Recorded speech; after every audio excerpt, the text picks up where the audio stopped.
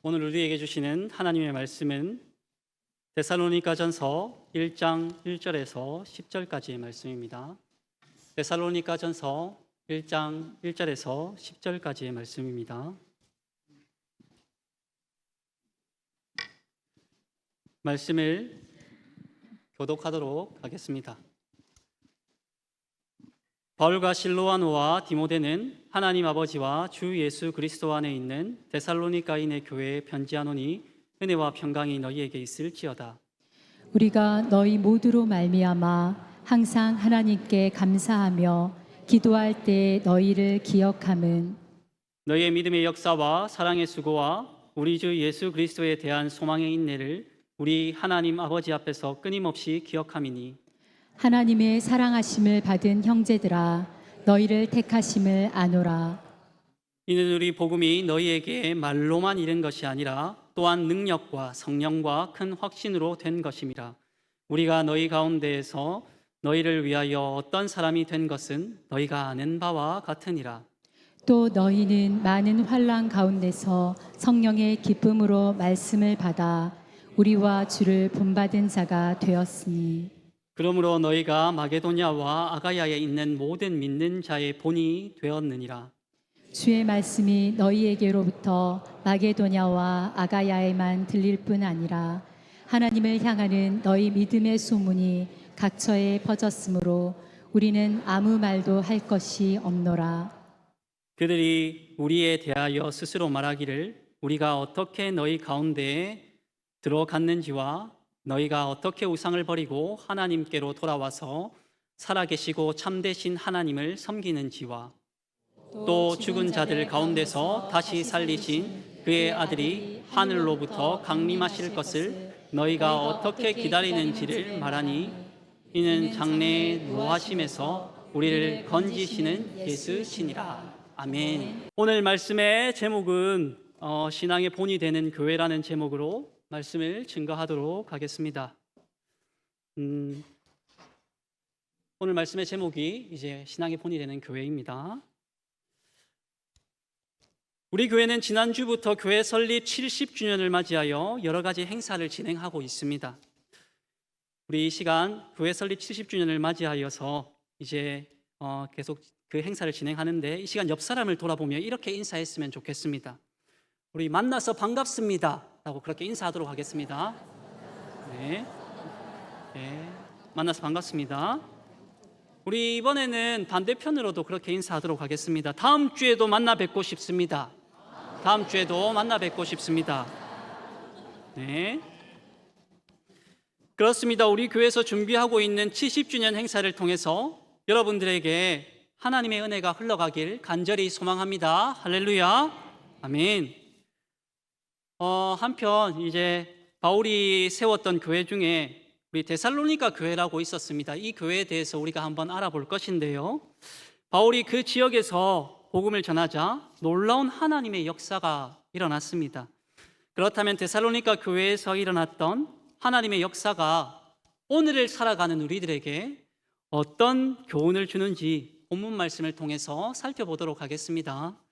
첫째로 믿음의 역사가 있는 교회가 신앙의 본이 됩니다. 그렇습니다. 신앙의 본이 되는 교회는 믿음의 역사가 있는 그런 교회입니다. 데살로니가 전서 1장 3절 말씀을 우리가 다 같이 한번 읽어보도록 하겠습니다. 시작.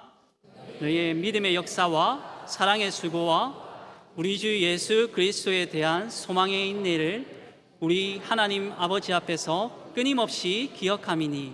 아멘. 데살로니가 교회가 세워지게 된 배경은 이렇습니다.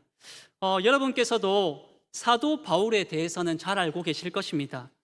그 사도 바울에 대해서 잘 알고 계시겠지만 바울은 3번에 걸쳐서 전도 여행을 떠났던 전도의 사람이자 또한 복음의 사람이었습니다. 그래서 바울이 복음을 전하는 곳마다 교회가 세워졌고 수많은 사람들이 예수 그리스도를 그렇게 구주로 영접하는 믿음의 역사가 이 바울에 의해서 나타났습니다. 그 중에서 바울이 가장 자랑스럽게 여겼던 교회가 있었는데 그 교회가 바로 오늘 본문에 등장하는 데살로니가 교회였던 것입니다. 그렇다면 바울이 데살로니가 교회를 세우게 된 배경은 무엇입니까? 그것은 사도행전 17장에 잘 나타나 있습니다. 그 당시 바울은 제2차 전도여행을 떠나려고 계획하고 있었는데요. 그때 그가 가려고 했던 곳은 제1차 전도여행지였던 그곳을 한번 다시 돌아보고 올 그런 계획을 이 바울이 가지고 있었던 것입니다. 그런데 그러던 어느 날 바울이 꿈을 꿨는데 그 꿈에서 마게도냐 사람 하나가 나타나서 건너와서 우리를 도우라 라는 어떤 그런 아주 희한한 꿈을 이 바울이 꿨던 것입니다. 그렇게 잠에서 깬 바울은 자신이 꿨던 꿈이 그저 단순한 꿈이 아니라 하나님께서 허락하신 꿈이라는 것을 깨닫게 되죠. 그리고 나서 그는 소아시아로 가려고 했던 모든 계획을 포기하고 오직 하나님의 뜻에 순종하는 마음으로 유럽에 있던 마게도냐로 건너가서 복음을 전하기로 결단하게 됩니다. 여러분, 바울이 전도 여행을 계획했던 것도 사실 세상 일이 아니라 하나님의 사역의 일환이었습니다. 그런데 바울은 이 계획했던 그 모든 사역을 중단하고 주님이 보여주신 신락 같은 꿈을 그렇게 따르라고, 그렇게 보여주신 그 꿈을 따르라고 그 요청하는 것에 순종했던 것입니다. 만약에 하나님께서 여러분에게 그런 요청을 하신다면 여러분이라면 과연 순종할 수 있겠습니까? 아마도 여러분이라면 바울처럼 단번에 순종하는 것이 마냥 쉽지만은 않았을 것입니다. 그런데 바울은 하나님이 보여주신 그 신락 같은 꿈만 믿고 자기가 짰던 그 모든 계획을 한 번에 다 철회하게 됩니다. 그리고 하나님께 온전히 순종하는 마음으로 마게도냐로 가겠다고 그렇게 결정했던 것이죠. 그것이 하나님에 대한 바울의 철저한 순종이었습니다. 오늘 이 시간 여러분들에게 하나님께서 그렇게 말씀하신다면 여러분들은 군말하지 않고 그 뜻에 순종할 수 있기를 간절히 소망합니다. 그렇게 철저히 순종하게 될 때 주님께서 여러분에게 예비하신 어쩌면 가장 큰 은혜를 여러분의 그런 어떤 사명에 맞게 허락하실 줄 믿습니다. 한편 바울은 마게도냐에 있던 데살로니가에서 그렇게 복음을 순적하게 전했습니다. 그는 3주라는 짧은 기간 동안 복음을 전했는데 그 기간 동안 주님께서 부어주신 복음의 열매는 실로 놀라웠습니다. 사도 바울이 데살로니가에서 복음을 전하자 헬라 기부인들이 주님께로 돌아오기 시작했고, 그리고 경건한 유대인들도 주께로 돌아왔으며 심지어 어린아이들도 주님께로 돌아오는 그런 역사가 일어났습니다. 이처럼 바울이 데살로니가에서 복음을 전했을 때 수많은 영혼들이 주께로 돌아오는 그런 믿음의 역사가 나타났던 것입니다. 그것은 바울에게 더할 나위 없는 큰 기쁨이었던 것이죠. 바울은 누구냐면 복음 전도자였기 때문입니다. 그렇게 복음을 전했을 때 주께로 돌아오는 것, 그것은 이 바울에게 있어서는 너무나도 큰 기쁨이었던 것이죠. 이처럼 우리도 지금 70일 동안 복음을 여수 땅에 전한다면 우리 주변에 잃어버린 영혼들이 주께로 돌아올 줄로 믿습니다. 여러분, 그 기대를 가지고 이 70일 동안 복음을 그렇게 전하시기를 간절히 소망합니다. 한편 바울이 데살로니가에서 복음의 열매를 맺었지만 그 기쁨은 너무나 그렇게 오래 가진 못했습니다. 왜냐하면 유대인들이 바울의 신변을 위협하기 시작했기 때문이죠. 그들의 위협에 바울은 결국 데살로니가를 떠나야만 했고, 그렇게 바울이 떠나자 그의 제자였던 디모데가 바울에게 그곳 소식이 어떤지 그에게 전달해 줬습니다. 데살로니가 전서 1장 9절 하반절 말씀을 이제 제가 읽어드리도록 하겠습니다. 너희가 어떻게 우상을 버리고 하나님께로 돌아와서 살아계시고 참되신 하나님을 섬기는지라고 그렇게 말씀하고 있습니다. 바울은 데살로니가 사람들이 주의 복음을 듣고 어떻게 그들의 삶이 변화되었는지 이 디모데를 통해서 전달받게 되었습니다. 그 대표적인 변화가 무엇이었냐면 헬라 문화권에서 당연하게 여겨졌던 일부 다처제를 이 복음을 받아들인 경건한 남성들이 그 가정을 더욱 더 신실하게 변화시켜 나갔습니다.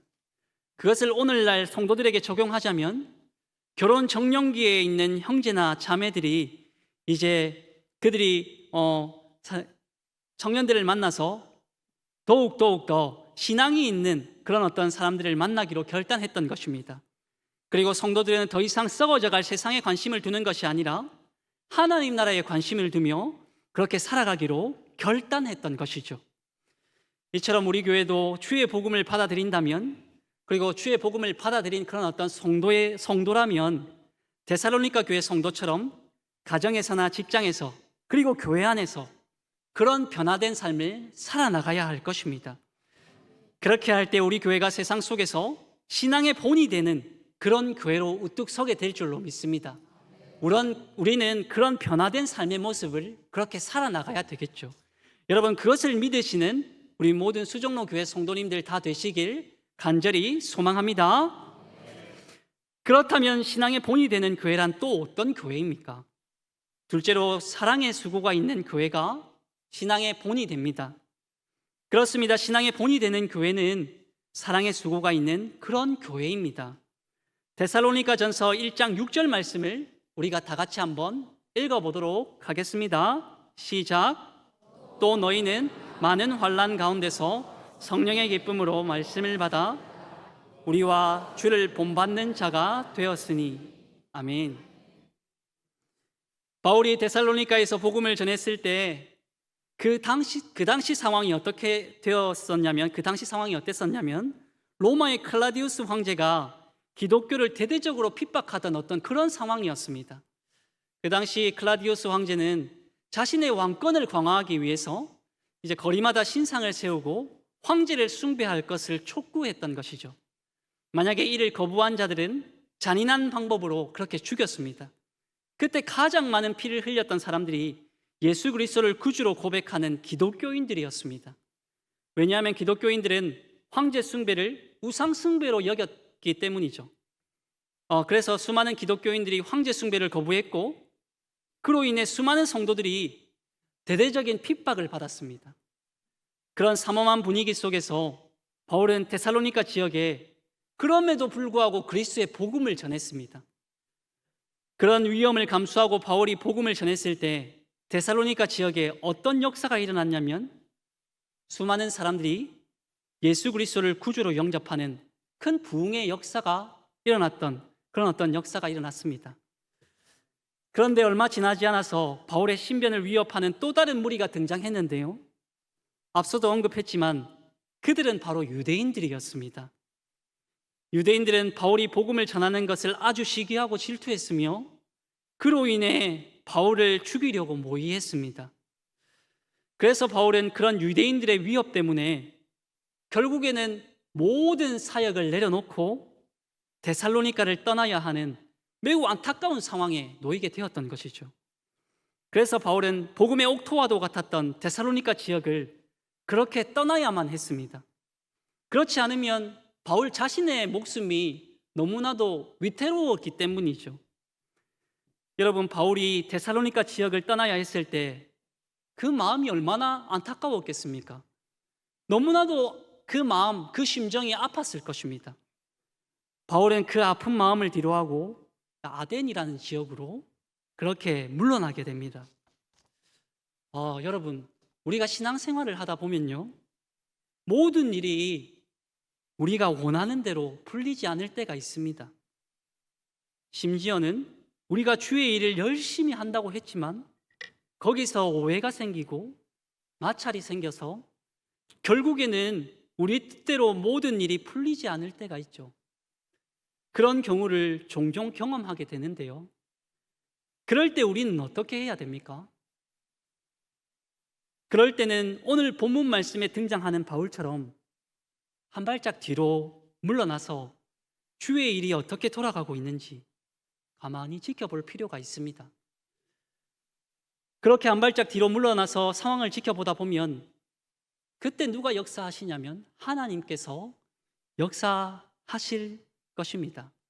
여러분, 그 사실을 믿으시기 바랍니다. 그것은 교회 일도 마찬가지입니다.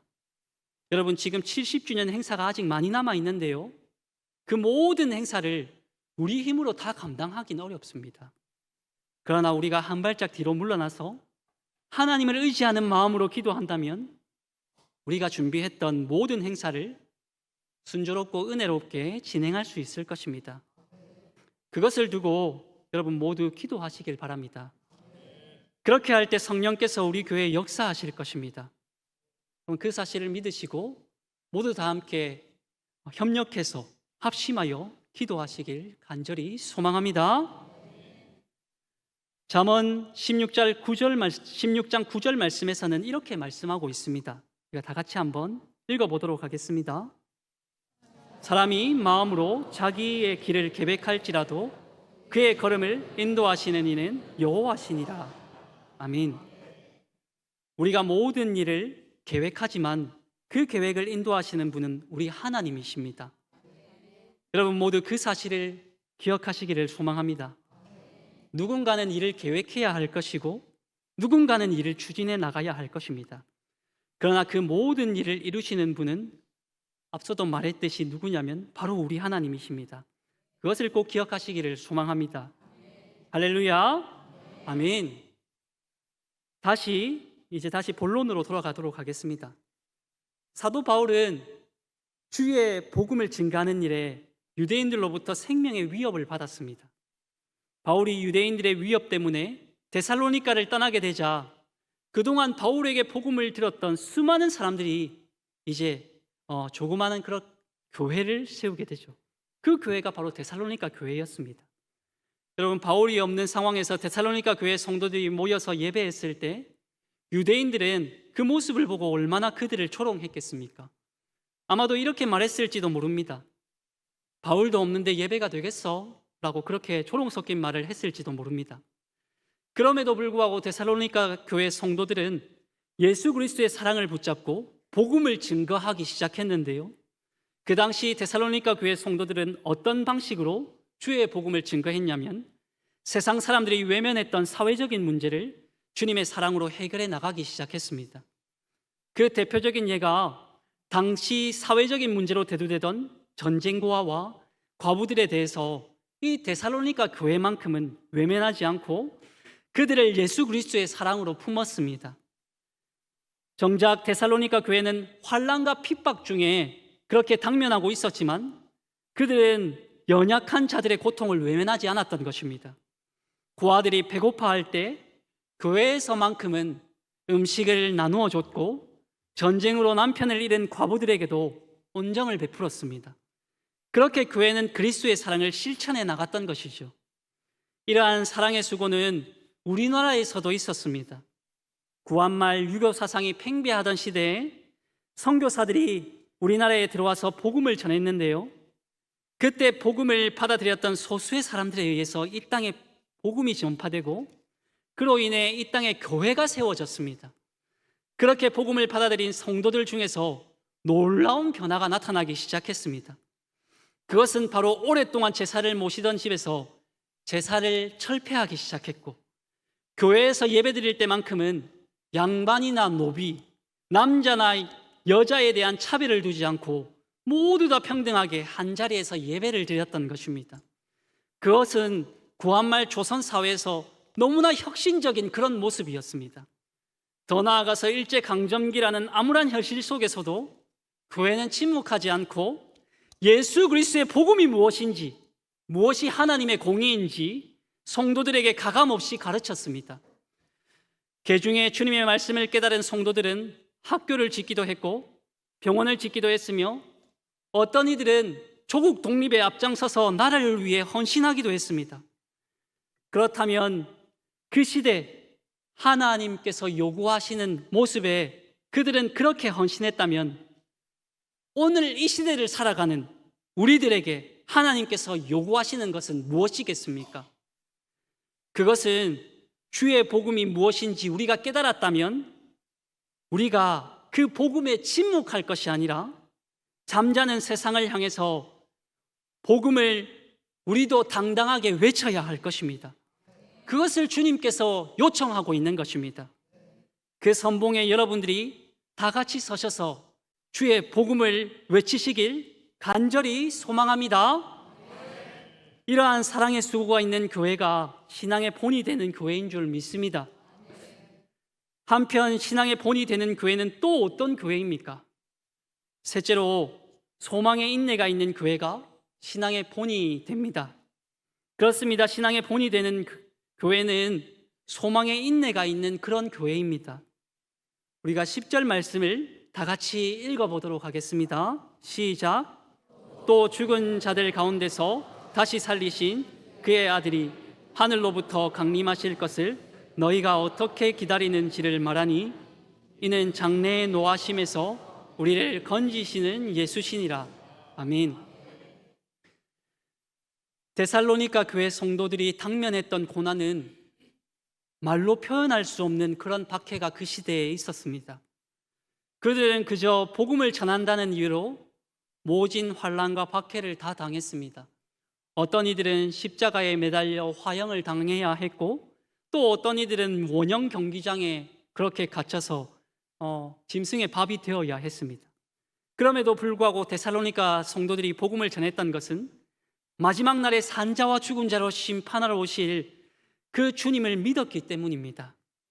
그리고 주님 다시 오실 날에는 복음 때문에 당하는 환난과 그로 인한 고난에서 벗어나서 그들이 대망하는 하나님 나라에 들어갈 수 있을 것이라는 그런 확신과 믿음이 이 주님을 믿는 성도들에게 있었다는 것이죠. 그만큼 데살로니가 교회 성도들은 주님 다시 오실 날을 정말로 갈망했습니다. 주님만 다시 오신다면 현재의 고난은 아무것도 아니라고 그렇게 여겼습니다. 어쩌면 이 시대에 우리가 회복해야 할 신앙은 주님을 믿는 그런 신앙보다 주님 다시 오실 날을 고대하는 종말론적 신앙인지도 모릅니다. 낮에나 밤에나 주님을 사모하며 주님 다시 오실 날을 고대하는 그런 신앙이 오늘날 우리에게 회복되어져야 할 것입니다. 그렇다면 우리는 어떤 마음으로 주님의 재림을 기다려야 되겠습니까? 우리는 세상의 복음을 증가하면서 주님을 사모하는 마음으로 주님 다시 오실 날을 그렇게 기다려야 할 것입니다. 우리 복음의 선진들처럼 주님 다시 오실 날을 그렇게 갈망하는 마음과 사모하는 심령으로 그렇게 기다릴 때 우리의 마음 가운데 주님 다시 오시는 그 날이 그렇게 기다려질 것입니다. 그리고 요한계시록 22장의 말씀처럼 아멘 주 예수여 어서 오시옵소서라는 마라나타의 신앙이 우리의 심령 가운데 회복되어져야 할 것입니다. 그런 교회가 신앙의 본이 되는 교회며 소망의 인내가 있는 교회인 줄 믿습니다. 여러분, 이제 말씀을 맺도록 하겠습니다. 요즘 세상이 얼마나 각박해지고 얼마나 악해져 가고 있습니까? 그런 악한 세상 속에서 우리 교회가 신앙의 본이 되는 교회로 우뚝 선다면 여수 지역에 있는 수많은 영혼들이 우리 교회를 찾아오게 될 것입니다. 이 시대에 많은 사람들이 찾고 있는 교회는 정말로 신앙의 본이 되며 그리고 또한 이 도덕적이고 윤리적으로 악해져가는 그러한 시대 속에서 정말 이 시대에 그런 어떤 본이 되는 교회를 찾고 있을 것입니다. 우리 교회는 그런 교회가 되어져야 될 것입니다. 여러분들이 그런 마음을 품고 세상을 살아간다면 여러분의 가정이 변화될 것이고 여러분의 직장이 변화될 것이며 우리 교회가 변화될 것입니다. 이 분명한 진리의 말씀을 붙드시는 모든 수종로 교회 성도님들 다 되시길 간절히 바랍니다. 기도하겠습니다. 살아계신 하나님 아버지, 우리 수종로 교회가 믿음의 역사와 사랑의 수고와 소망의 인내를 품고 살아갈 수 있도록 도와주시옵소서.